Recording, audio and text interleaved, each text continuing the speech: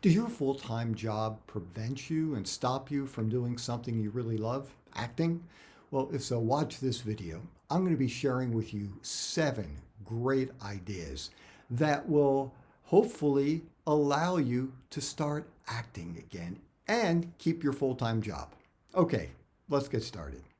Hi, I'm Aaron Marcus, and welcome to the Acting and Modeling Quick Tips channel, my Actor Career Center, where basically I share the information that I've learned from being a full-time actor for over 36 years, nearly 1,300 jobs, and I help people who are just thinking about getting started in the industry, don't really know what to do, as well as helping those who've been working for a while and want to take their career to the next level.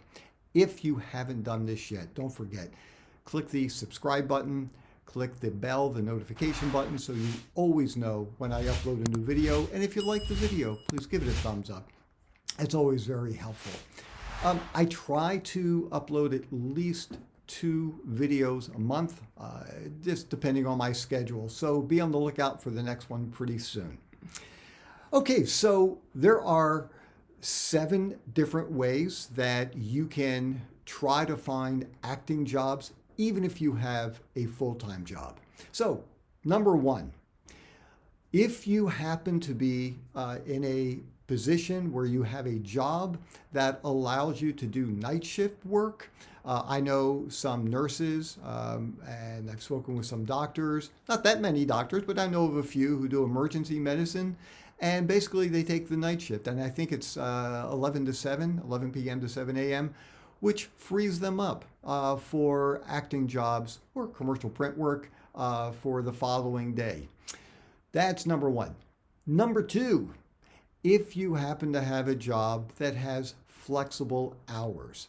I know some government workers, people who work for other companies where they really don't care when you get the work done, just as long as you get it done. So if somebody needs to take off, a number of hours one day, either to go to an audition or maybe take half a day, a full day off because you have a job, you can make up that time. And that's another great way of trying to, keep your full-time job and also get some acting work. And by the way, on a little bit of a side note, look, most of the people I know don't do what I do. Most people I know don't have they're not pursuing acting on a full-time basis. It's hard, and I'm not trying to discourage anybody. I'm just being realistic. Whenever you're self-employed, there's no guaranteed income, and depending on where you live, there might not be that much work available to sustain making a living for yourself or if you have a family. So, I'm not trying to encourage people to give up a good paying job just to pursue acting on a full-time basis. Hey, if you can make that happen, that's wonderful. But I think there are ways, and I know that there are ways that you can do both. Number 3, there is a great website, and it's called Stage 32. And by the way, I will list all of the websites that I'm mentioning. You'll see it in the video, but I also will have it in the description for you to look at as well. Stage 32 it's a free website that you can go to, and there are tons and tons and tons of different types of members in the industry. There are screenwriters, there are editors, there are photographers, there are actors, there are filmmakers, there are producers. So this could be a great place to check out.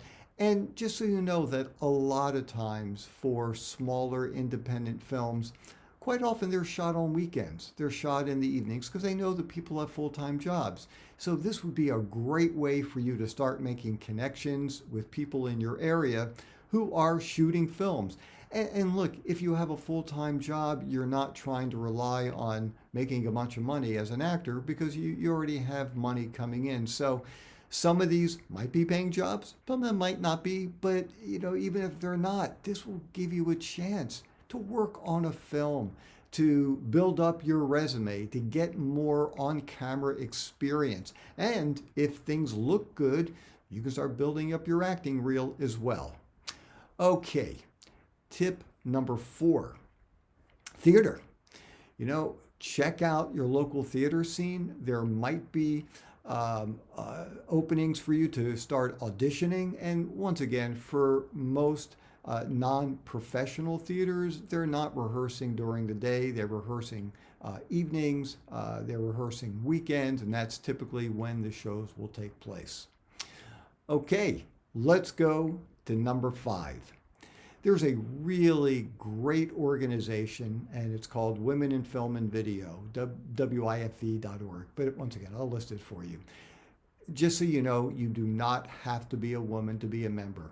I was a member for many, many, many years. They have memberships all around the world, many different countries.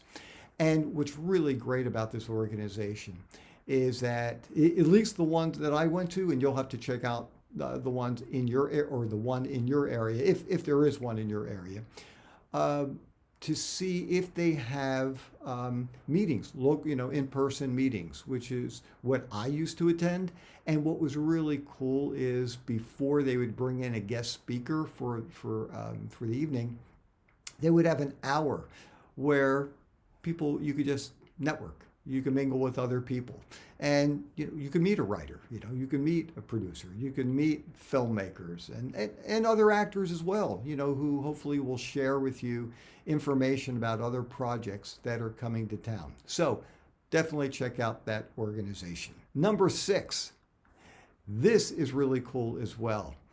I would take a look online and find any local colleges, universities, or community colleges in your area, and go online and go to the film department if they have one. I'm assuming most places would, and then look at the courses. If it's a course which would probably be under the arts department. Look, if you find a history of American film, don't spend your time there. But if you find a class where the students have to shoot films, shorts, for the class, you want to speak to the instructor. And you can send an email if you have a headshot, if you have a resume, you can do that as well, send that along. And just say, you're really interested in learning more about some of the films that the students are producing. And look, there might be an opportunity if you're very young, if you are old or middle-aged. It doesn't make any difference. The students might not have somebody in their class that they can hire or that they can cast for their project. And even if they can, hey, if they like your look and they like your experience, then sure, why wouldn't they ask you to come in and read? So learning about student films would be really great. Another way, and this would be number 7, there's a really good organization or company. It's all free. It's called meetup.com. And there are chapters, once again, all around the world. And what's really cool about this is that you can do a search in your area, and maybe there are meetup groups for filmmakers, for writers, things like that. Check it out. Sometimes they might get together at a local restaurant or a library and, meet with these people. And because once again, chances are they're going to be shooting during time periods where people can continue to work at their full-time job and also get a chance to act. And you know what? I just thought of another one, and I will leave the link below. But there are places that you can go to learn more about independent filmmakers, and you can check it out and see if there are any in your particular area. So this is number 8. I was planning on just telling you about 7, but this one just popped up in my head. So now there are 8 different places that you can go, things that you can test out and you can try that will allow you to keep your full-time job and do some acting as well. And one other thing too is, look, agents certainly want you to always be available. I get it. If I were an agent, I'd want all of my talent available. I don't want to submit somebody for a project and then have them always tell me, you know what, I can't do it because I've got a full-time job. But maybe you can try talking to an agent and say, look, I do have a full-time job, so I really can't take that much time off. But, if you do submit me for something, or I can do, an easy audition, sometimes I can take a day off to do a job. Maybe you have a certain amount of vacation days built into your job.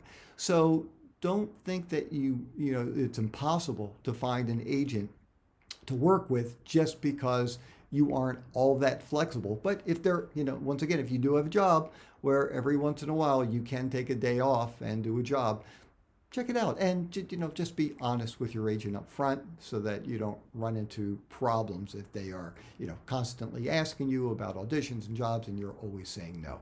So anyhow, those are 8 different ways that you can try to find jobs, even if you have a full-time job.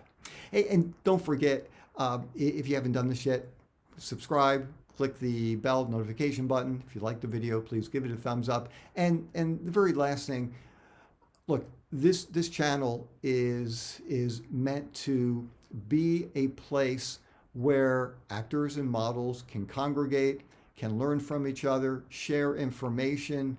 So please help me build this place so we have a nice family of people really, truly trying to help each other. Share this link with all of your friends on your social media platforms.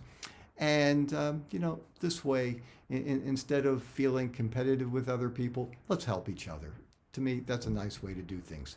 Anyhow, I'm Aaron Marcus, and I can't wait to talk with you again soon. See ya.